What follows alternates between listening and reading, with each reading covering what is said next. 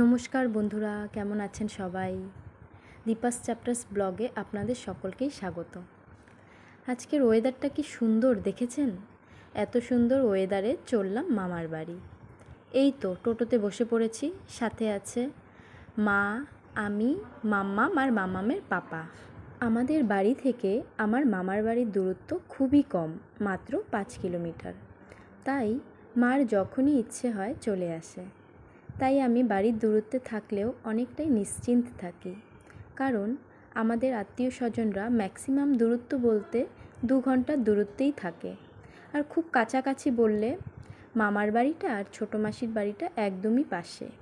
তাই যে কোনো সুবিধা অসুবিধা একে অপরকে খুব সহজেই কাছে পেয়ে থাকে। তাই এদিক থেকে আমি একটু নিশ্চিন্ত থাকি। মামার বাড়ির রাস্তায় যখন পা রাখি, দিদাটার কথা ভীষণ মনে পড়ে। দিদা শান্ত হয়ে 3 বছর হতে চলল। জানেন তো, আমার বিয়ের 1 সপ্তাহ পরেই দিদা আমাদের ছেড়ে চলে যায়। আর আমার বিবাহবার্ষিকের দিন আর দিদার বাৎসরিক দিন, তাই আমার জীবনে খুব স্মরণীয় একটি দিন। আর এখন মামা বাড়িতে আছেন 3 মামা। বড় মামা বিয়ে করেননি, মেজো মামা মামি ওনাদের একটি মেয়ে, আর ছোট মামা মামি ওনাদের 2 ছেলে। আর জানেন তো, ছোটো মামার ছোট ছেলে ভীষণ ছোট। ভাইয়ের যখন 6 মাস বয়স ছিল সেই তখন দেখেছিলাম। পুচকুটা এখন হয়তো একটু বড় হয়ে গেছে। যাই হোক, এবারও একটু দেখা হয়ে যাবে, এটা ভেবে ভীষণ ভালো লাগছে। আর মামামের পাপারও এবার নিয়ে 2 বার হয়ে যাবে আমার মামার বাড়ি যাওয়া। প্রথমবার বিয়ের পর যখন বাড়ি আসি সেইবার, আর এখন। আর আমি পুরো প্রেগনেন্সি জার্নি তো মায়ের কাছেই ছিলাম। তাই মা যখন 7 মাসের 7 খাইয়েছিল, সেই সময় মামা মামি ও 2 ভাই এসেছিল। সেই তখনই পুচকুটাকে দেখেছিলাম। মামার বাড়ি আমি প্রায় এবার 1 বছর পরে যাচ্ছি। সেই ছোটোবেলা থেকেই যাতায়াত করছি এই রাস্তা দিয়ে। আর 2 সাইডের পরিবেশও একই রকম আছে। পরিবর্তন বলতে কিছু কিছু নতুন বাড়িঘর হয়েছে। তাই যখনই আসি সেই ছোটোবেলার স্মৃতিগুলো চোখের সামনে ভাসতে থাকে। আর এই যে এত সুন্দর রাস্তাটা দেখতে পাচ্ছেন, এটা আগে ছিল না। আর জানেন তো, আগে যখন অটো করে আসতাম বা মামা গিয়ে নিয়ে আসতো স্কুটি করে, কোমরের অবস্থা শেষ হয়ে যেত। 5-6 বছর হতে চলেছে এসবের নিস্তার হয়ে। আর ওই দেখুন সামনে একটি বড় তল্লি গাছ, ওটা হচ্ছে আমার ছোটো মাসির বাড়ির স্টপিস। যদিও এখন এখানে আর নামা হয়ে ওঠে না, কারণ আমার ছোটো মাসি কোচবিহার শহরে শিফট হয়ে গেছে। আর এখানে এই পুকুরগুলি বেশিরভাগ বাড়ির সামনে দেখতে পাবেন। এই পুকুরগুলি বর্ষাকালে দেখতে ভারী মজা লাগে। আর অনেকে আবার মাছের চাষও করে থাকেন সেই সময়টা। আর এই স্টপিস থেকে মামার বাড়ির দূরত্ব মাত্র 1 কিলোমিটার। তাই ছোটোবেলা যখন এই স্টপিসটা আসতো, চলে এসেছে বলে অস্থির করে ফেলতাম মাকে। আর মাসি খবর পেলে নিজেই চলে আসতো দেখা করতে, আমরা যদি না আসতে পেতাম।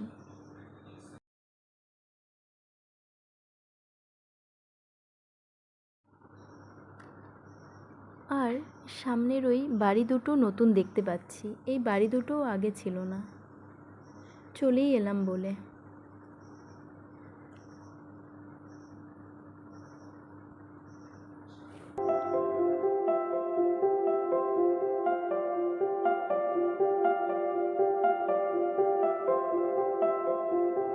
বাহ, একখানা নতুন পেট্রোল পাম্পও হয়ে গেছে।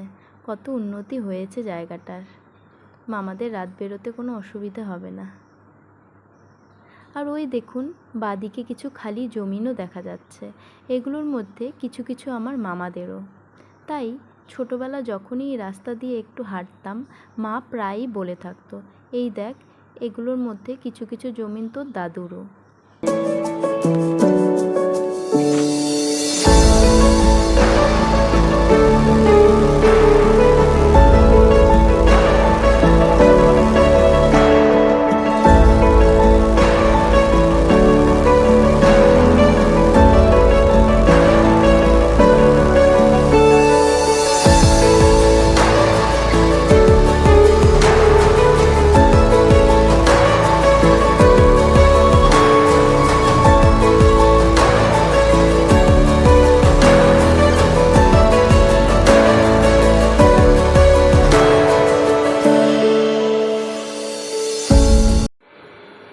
এই তো মামার বাড়ির গলিতে চলে এসেছি, চলুন নামা যাক এখন টোটো থেকে।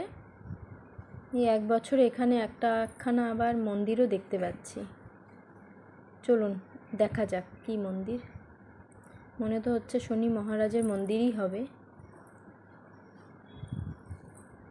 দেখি একটু প্রণামও করে নিই। হ্যাঁ, শনি মহারাজের মন্দির।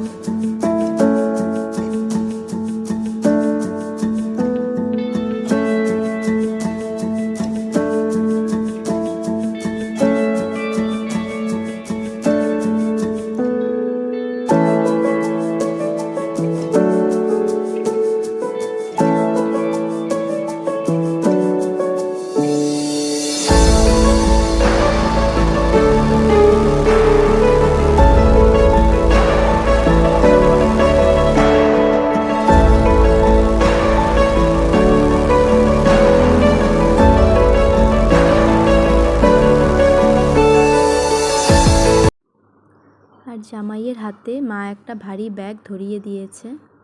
জামাই বেচারা হাঁটতেই পারছে না। চলুন ভেতরে যাওয়া যাক। আর বন্ধুরা, এই যে ঘরগুলো দেখতে পাচ্ছেন, এই ঘরগুলোর বয়স প্রায় 70 থেকে 80 বছর। আর এই বাড়িতে আমার 3 মামারাই থাকেন। আর এখানে মামি আমায় বলছে, ব্লগ করছিস নাকি? তো আমি বলছি না, একটু মেমোরি ক্যাপচার করছি, দূরে থাকি তো, তাই পরে যখন তোমাদের কথা মনে পড়ে এই ভিডিওগুলো একটু দেখে নিই। কারণ যদি বলতাম ব্লগ করছি তাহলে মামি হয়তো সামনেই আসতো না। আর এখানে মাম্মাম দেখুন, প্রথম দেখাতেই একদম কোলে চলে গেছে। আমি তো ভেবেছি যে ও হয়তো কান্নাকাটি করবে, দেখলাম না, একদম কোলে চলে গেল। আর ভাই আমাদের দেখতে পেয়ে এত জোর কান্নাকাটি করছিল যে মামা ওকে অন্য রুম থেকে আমাদের দেখাচ্ছে। শুরুর দিকে ভীষণ কান্না করছিল, পরের দিকে আবার নর্মালও হয়ে গেছে। ভাইয়ের নাকি একটু সময় লাগে নর্মাল হতে। পরের দিকে মামামের পাপাকে তো বারবার বলছিল, জামাইবাবু বোকা, জামাইবাবু বোকা। আর মামা এখানে জামাইকে বেল গাছ দেখিয়ে জিজ্ঞেস করছে বেল খেতে পছন্দ করে কি করে না। তো জামাই প্রথমে বেল বুঝতে পারছিল না, তারপর বলা হলো শিব ফল, তারপর বুঝে বলছে হ্যাঁ খুব ভালো লাগে খেতে। আর মামামের পাপার তো বেশ মজাই লাগে আমার মামার বাড়িতে। আর এবার তো যা যা গাছ চেনার বাকি ছিল সব চিনে নিয়েছে। চলুন এবার একটু লিচু গাছটির দিকে যাওয়া যাক।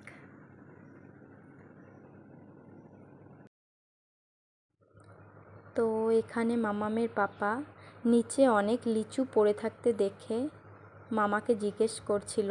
তো মামা বলল যে বাদুড়ে এই অবস্থা করেছে, সব লিচু নিচে খেয়ে খেয়ে ফেলেছে। তো আমাদের জামাই বাদুড় চিনতে পারছিল না কোন অ্যানিমেল, তারপর তাকে নেট খুলে দেখানো হলো।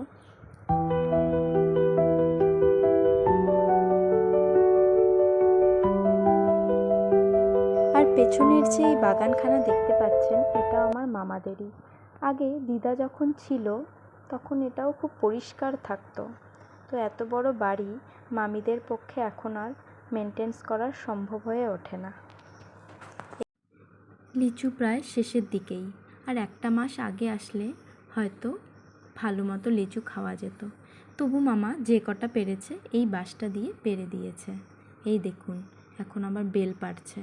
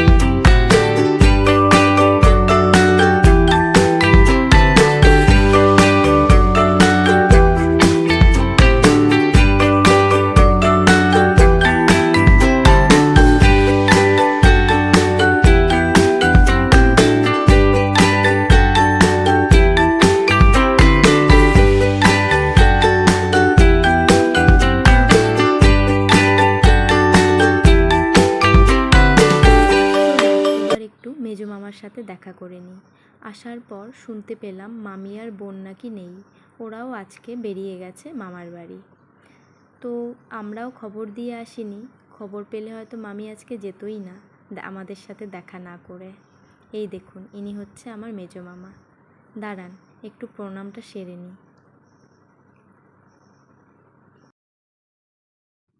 কি সুন্দর গাছে লটকা হয়েছে দেখুন, কি সুন্দর লাগছে না দেখতে।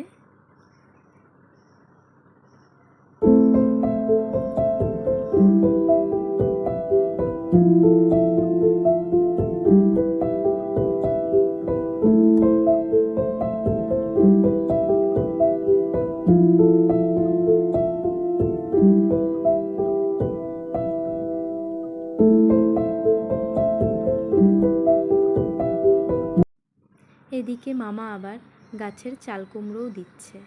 ওই দেখুন একটা আবার বড় চাল কুমড়ো।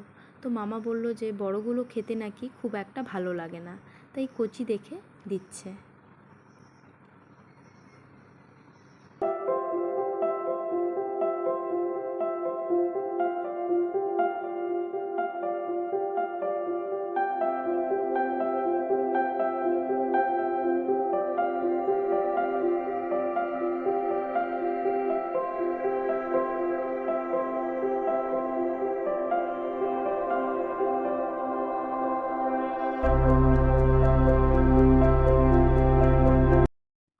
আর মামা নাকি নিজে হাতে মহামৃত্যুঞ্জয়ও বানিয়েছে, চলুন সেটাও দেখে নেওয়া যাক।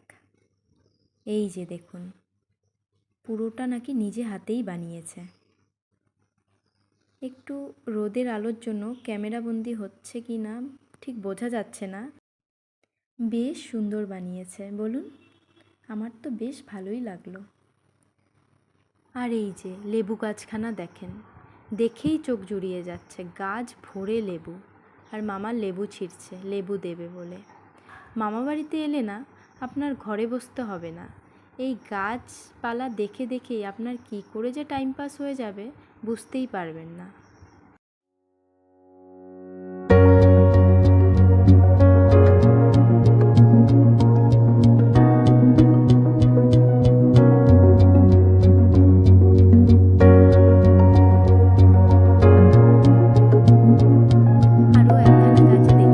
তেজপাতার গাছ, এটারও বয়স প্রায় 11 থেকে 12 বছর বয়স।